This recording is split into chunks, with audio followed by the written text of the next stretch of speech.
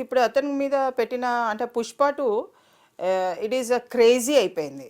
All over ఇండియాలో అని కాదు, వరల్డ్ వైడ్లో ఒక క్రేజీ పిక్చర్ని బాహుబలిని కానీ లేకుంటే వేరే పిక్చర్స్ని కౌంటర్గా వచ్చినట్టుగా చాలామంది పబ్లిక్ కూడా కొంత చెప్పడం జరిగింది. అయితే అందులో ప్రికాషనరీ స్టెప్స్ అన్నది చాలా మటుకు తీసుకోకుండా ఉండడం జరిగింది. ఇది ఎందుకంటే థియేటర్స్లలో థియేటర్ యజమాని ఎవరైతే ఉన్నారో ఎప్పుడైతే వాళ్ళు ఒక అంటే ఒక ప్రీగా ఆలోచించినట్టయితే ఇక్కడ ఎంతమంది జనాలు వస్తారు, పుష్ప 2 క్లిక్ అవుతుంది అన్నది వాళ్ళకు ఒక నాలెడ్జ్లో ఉండి తొక్కిసలు ఆడకుండా గతంలో పిక్చర్స్ వచ్చినాయి, చాలా బ్రహ్మాండంగా నడిచినాయి, 100 డేస్ వచ్చినాయి. ఇప్పుడన్నా పిక్చర్స్ 100 డేస్ నడవట్లే కానీ అప్పుడైతే 100 డేస్ నడిచినాయి. అప్పుడే అంతగానం కాలేదు. కానీ కొన్ని పిక్చర్స్, కొన్ని రిలీజింగ్ పిక్చర్స్లలో కొంత తొక్కిసలాటలో కొంత మరణించడం జరిగింది లాస్ట్ గతంలో. కానీ ఇప్పుడు బిఎన్ఎస్ భారతీయ న్యాయ సంహిత యాక్ట్ ఏదైతే కొత్త చట్టం వచ్చిందో కొంత స్ట్రిక్ట్ రూల్స్ ఉన్నాయి. దాన్ని దృష్టిలో పెట్టుకొని పిక్చర్స్ తీసే వాళ్ళు డైరెక్టర్స్ కానివ్వండి, ప్రొడ్యూసర్స్ కానివ్వండి, లేకుంటే కొనే వాళ్ళు అయినా కానీ every one should take their own steps. ఎవరిది వాళ్ళేదేనండి. హీరో మీద కేసు పెట్టితే ఈరోజు కేసుకి హాజరవుతున్నారు. He's been arrested. అతననే కాదా, అందులో ఎంతమందిని మీరు కేసులో ఇన్వాల్వ్మెంట్ చేస్తే అంతమంది వచ్చేస్తారు. నీ నేరారోపణ అన్నది తర్వాత. ఎందుకంటే కల్పబుల్ హోమసైడ్ కింద పెట్టడం జరిగింది, వాలంటరీ కాజింగ్ హర్టా, గ్రీవియన్స్ హర్టా అవి కూడా తీసుకోవడం జరిగింది. 105 and 118 కూడా తీసుకోవడం జరిగింది. మేడం ఇప్పుడు ఈ సెక్షన్స్ గురించి ఒకసారి బ్రీఫ్ గా 1 by 1 చెప్పగలుగుతారా? బ్రీఫ్ గా అంటే దీంట్లో పెద్ద అంటే ఇదేదో కావాల్సుకొని చేసిన మర్డర్ కాదు. యాక్చువల్లీ దీంట్లో నాలెడ్జ్ లేదు. అంటే ఈ విధంగా జరుగుతుంది సంఘటన, ఇలా జరిపించాలి అన్న ఇంటెన్షన్ లేదు. ఫస్ట్ ఆఫ్ ఆల్ ఒక ఇంటెన్షన్ లేనిది దాన్ని ఫుల్ ఫ్లెడ్జ్గా మనం నేరం కింద తీసుకోము. కానీ నాలెడ్జ్ ఉంది. ఏమని ఒక అంటే ఒక ఇన్సిడెంట్ జరగవచ్చు, జరగకపోవచ్చు. ప్రికాషనరీ మెజర్స్ అనేది తప్పనిసరిగా తీసుకోవాలి. యాజమాన్యము, థియేటర్ యాజమాన్యము ప్రాముఖ్యత వహిస్తారు. అండ్ అందులో ఏంటంటే ఇప్పుడు కల్పబుల్ హోమసైడ్ కింద వచ్చిన యాక్ట్ని ఒక క్రిమినల్ యాక్ట్ జరిగింది అంటే అనుకోకుండా జరిగింది కాబట్టి ఇందులో వస్తుంది. అంటే తను కావాల్సుకొని చేసింది కాదు, పబ్లిక్లో అది తొక్కిసలాడింది. మరి అక్కడ లేడీస్ నిలబడే దారిలో లేడీస్కి సపరేట్గా ఇవ్వాలి టికెట్స్, లేదా ఒక లైన్లో నీట్గా ఒక అంటే ఆర్గనైజ్డ్ మేనర్లో పెట్టాలి. And when you are not taking care of the public, నీ థియేటర్కి వచ్చి మేము ఏంటి సుఖం? నాకు నేను టికెట్ ఇచ్చే దాంట్లో ఇన్సూరెన్స్ ఏమైనా కవరేజ్ ఉందా? అదేంది లేదు కదా. నేను పెట్టే 100 రూపాయలకు నా జీవితం అంతా నేను చనిపోతే నా పిల్లలు, నా భవిష్యత్తు ఎట్లా? అవును, ఇప్పుడు చనిపోయిన వ్యక్తి కుటుంబం రోడ్డున పడ్డది. బట్ అంటే వాళ్ళు అనౌన్స్మెంట్ చేసిరు ఇలా అనేది క్రేజీగా వెళ్ళిపోయినది. హీరో స్పీచ్ కూడా క్రేజీగా ఉంది. పబ్లిక్ లో కూడా అంతే క్రేజీలో తీసుకురావడం, అంతే పబ్లిసిటీ ఇవ్వడం జరిగింది. ఎప్పుడైతే ఉప్పెన పొంగుతున్నప్పుడు నేనేం ప్రికాషనరీ మెజర్స్ తీసుకోవాలి, నేనేం తీసుకున్నాను అన్నది నువ్వు కోర్టుకు రేపు నిరూపించుకోవాలి. ఒక hero, because hero is being taken to every place to exhibit. Pre trial వేసింది కూడా చాలా మటుకు కూడా థియేటర్స్లలో ప్రీ ట్రయల్ ఏంటి పెద్ద పెద్ద మీటింగ్స్ అరేంజ్మెంట్ చేసి కొన్ని మీటింగ్స్ క్యాన్సిల్ అయిపోయినాయి. కొన్ని మీటింగ్స్లలో హైప్లో వెళ్ళిపోతున్నాడు కదా. హీఈస్ ఎ బడ్డింగ్ హీరో. అంటే ప్రపంచంకి వెళ్ళి పెద్దగా అయిపోయే టైంకి నీ వెనకాల ఉన్న శత్రుత్వం కూడా అంతే విధంగా ఉంటుంది. ఇక్కడ ఇదే ఇంకొక పాయింట్ కూడా వస్తుంది మేడం. అంటే సందర్భం కాబట్టి నేను అడుగుతున్నాను. గతంలో చాలా తొక్కిసలాటలు జరిగాయి, సినిమాలు కానీ, పార్టీ మీటింగ్స్ కానీ, అట్ ద సేమ్ టైం చాలా గోదావరి జిల్లాల దగ్గర కానీ ఇలా చాలా వాళ్ళు కండక్ట్ చేసిన ప్రజాప్రతినిధులు ఎవరైతే చేశారో అన్ని చోట్ల జరిగాయి. ప్రాణ నష్టం చాలా పెద్ద ఎత్తున జరిగింది. అలాంటి టైంలో మెయిన్ ఎవరైతే నాయకులు ఉంటారో వాళ్ళ మీద ఎప్పుడు ఇలాంటి అరెస్టులు జరగలేదు, ఎక్కువ జరగలేదు. విమర్శలు వచ్చాయి కానీ మెయిన్ ఇంతలాగా ఒక 3 గంటల్లో ఏ చర్య అయితే జరగలేదు. పర్టికులర్ గా పుష్ప 2 హిట్ తర్వాత అల్లు అర్జున్ కి ఇలా జరగడంపై ఆయన ఫ్యాన్స్ సన్నిహితులు ఏమంటున్నారంటే కుట్రపూరితంగా ఇన్ని వెనక్కి లాగే ప్రయత్నం చేస్తున్నారు అని కూడా అంటున్నారు.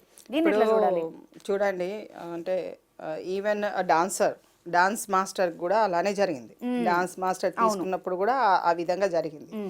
అంటే గతంలో ఒక సినిమా ఇండస్ట్రీకి ఒక గౌరవప్రదమైన స్థానము పొలిటికల్గా కానీ, సమాజపరంగా కానీ, ఇతరత్ర అంశాల పట్ల హై లెవెల్లో ఉండే. ఎన్టీ రామారావు పీరియడ్ తీసుకోండి, అంతకుముందు ఉన్న సీఎం లెవెల్లో ఉన్న పీరియడ్లో తీసుకోండి, చాలా అంటే they got a lot of respect అన్నట్టు.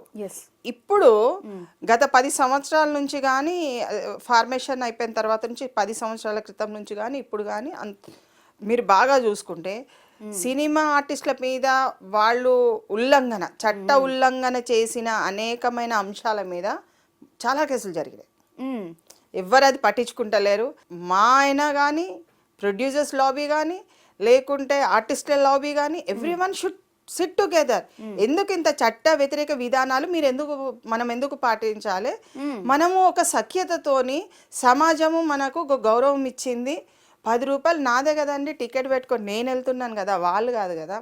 ఆర్టిస్టులు అనేవాళ్ళు కోకొల్లలుగా ఉంటారు, కానీ రికగ్నైజ్డ్ ఆర్టిస్టులు అనేది కొంతమంది ఉంటారు. మరి వాళ్ళకి కదా ఇంపార్టెన్స్ రావాలి, వాళ్ళ కదా. మరి ప్రజలని అంతే విధంగా గౌరవించాలి కదా. ఇష్టం ఉన్నట్టు మొన్న తమిళనాడులో కూడా ఒక యాక్టర్, ఈ తెలుగు వాళ్ళు అలా వెళ్ళి చేశారు, ఆమెను కూడా అరెస్ట్ చేసిండ్రు. మీరు చూసినట్టయితే you are treated as a celebrity, not to comment on the public. ప్రజలని నువ్వు ఇబ్బంది పడే చర్యలు ఏది తీసుకోవద్దు. ఎంటర్టైన్మెంట్లో మీకు యాక్ట్లో చాలా విధాలుగా చెప్తుంది. నేను ఇప్పుడు ఎందుకంటే అంటే ఇక్కడ ఒక 5-10 మినిట్స్ వరకే మనకుంది, అన్ని విషయాలు మనం మాట్లాడుకోలేము. ఒక క్రిమినల్ యాక్ట్ అనేది జీవితాలని ఎంత లేదన్నా అని పోలీస్ స్టేషన్కి వెళ్ళడం కానీ, ఎఫ్ఐఆర్ అవ్వడం కానీ, కోర్టుకి వెళ్ళడం కానీ, జైలుకి వెళ్ళడము, అదొక యూనో వీపులో అంటే మనకు బ్యాక్ బోన్ సపోర్ట్ ఏదైతే ఉంటుందో అది పోయిన దాని కింద లెక్కకు వస్తుంది చాలా. ఎందుకంటే నడిమిర కొట్టినరు అని చెప్తారు చూడండి, అలాంటి పదం ఒక ఎఫ్ఐఆర్ ఒక సెలబ్రిటీకి. అవును, ఎంత లేదన్నా మనసులో బాధ ఉంటుంది. నేనే హీరో అనుకొని వెళ్ళొచ్చు, కానీ బ్యాక్గ్రౌండ్ లో జరుగుతున్నది నువ్వు అది కూడా గమనించకుండా. ఆయనకి ఇప్పుడు ఒకవైపు నేషనల్ అవార్డు రావడం, అంత ఎత్తున పెద్ద క్రేజ్ రావడం సినిమాతో, ఒకే దెబ్బకి ఇలా జరగడం అంటే ప్రికాషనరీ మెజర్స్ అన్ని తీసుకోలేదు అక్కడ మాత్రం 100% షూర్. అది ఎందుకంటే అందరు గమనిస్తున్నారు. అవును, ఇప్పుడు ఉన్న అంటే వాళ్ళ దాంట్లోనే సెలబ్రిటీస్లో దాంట్లోనే చాలా మంది గమనిస్తున్నారు. How is taking care of other actors, how is been with the producers, other actors. నువ్వేంటిది అన్నది ఎక్కడన్నా పదాలు ఎక్కడన్నా వీళ్ళు యూజ్ చేసి ఉంటే అది ఇప్పుడు రిఫ్లెక్ట్ చాలా అవుతుంది. ఇప్పుడు అల్లు అర్జున్ విషయానికి వస్తే, ఇప్పుడు ఎలాగో మెజిస్ట్రేట్ ముందు హాజరుపరిచారు, చేశారు, అయిపోయింది. 14 days రిమాండ్ అవుతుందండి. చెంచల్ కూడా అదే జైలుకి వెళ్తారు. ఇప్పుడు అక్కడ కూడా బందోబస్తు, చెంచల్ కూడా దగ్గర ఆల్రెడీ బందోబస్తు ఏర్పాటు చేస్తారు. He will go it. ఈ 5 o'clock వరకు ఉండేటప్పటికి బెయిల్ కి ఆల్రెడీ అప్లై చేసినట్టే. ఒకవేళ మెజిస్ట్రేట్ గారు కనుక సందర్భాలను బట్టి, అతను ఇచ్చే పూచిని బట్టి, because being the good citizen of India, నేను ప్రతి షరతును కోర్టుని ఉల్లంఘించకుండా ప్రతిదీ చూసుకోగలుగుతా అని ఎక్కడైతే అభయం ఇవ్వగలుగుతారో, ఎందుకంటే పారిపోయే వ్యక్తులకి బెయిల్ దొరకడం కొంత కష్టం. కానీ ఎప్పుడైతే you are bounding before the court that you will look after, నేను దేనికి పారిపోను, చెప్పకుండా ఇండియా నుంచి వెళ్ళను, నేను ఇక్కడ ఉంటాను అన్న హామీ, పూచికత్తుతోనే ఏదైనా కానీ బెయిల్ ఈజ్ అది జనరల్, అది ఒక హ్యూమన్ రైట్. అది ఒక కాన్స్టిట్యూషన్లో మనకు రాజ్యాంగంలో హ్యూమన్ రైట్. ఈ యాక్టర్ ఆ యాక్టర్ అని కాదండి, ప్రతి యాక్టర్ కి ఫ్యాన్స్ ఉంటారు, వాళ్ళు కూడా బాధపడతారు. బాధపడాలి. సెక్షన్స్ లో నాన్ బెయిలబుల్ యాక్ట్ కూడా ఒకటి యాడ్ చేశారు సెక్షన్ అన్నది నిజమేనా? చేసినా గానీ దాంట్లో సందర్భాలను బట్టే ఉంటది. ఓకే, ఇప్పుడు అక్కడ ఒక గ్రీవియస్ హర్ట్ వచ్చింది, ఏదన్నా దెబ్బ తాకింది, ఏమన్నా అయింది, ఒక ఆమె చనిపోయింది, కానీ ఆయన ఇంటెన్షన్ తో చంపలేదు, కానీ ఒక క్రిమినల్ యాక్ట్ అన్నది తెలియకుండా జరిగింది, కానీ ఇది ఎవరిది పిక్చరు, పలానా వ్యక్తి పిక్చర్ పలానా దగ్గర. అంటే ఇలాంటి అంశాలన్నీ కూడా ఇంకా తీవ్రమైన అంశాలని చర్చించడానికి కానీ ఆర్గ్యుమెంట్ చేయడానికి అక్కడ ఉన్న వాళ్ళ అడ్వకేట్స్ అనేది కంపల్సరీ. సో వాళ్ళు చెప్పేదాన్ని బట్టే ఇది రిఫ్లెక్షన్ అవుతుంది. దీనిలో ఏంటంటే మినిమం 7 years నుంచి 10 years వరకు కన్విక్షన్ ఉన్న కేసు సెక్షన్స్ అవన్నీ కూడా. మేడం ఇప్పుడు ఇక్కడ థియేటర్ యజమాని అండ్ అల్లు అర్జున్ గారిని, అట్ ద సేమ్ టైం ఆయన సిబ్బంది అందరినీ కూడా ఇందులో యాడ్ చేశారు కదా, ఫర్దర్ ఇంకెవరైనా యాడ్ చేసే అవకాశం ఉంటుందా ఇందులో? చెప్పలేము.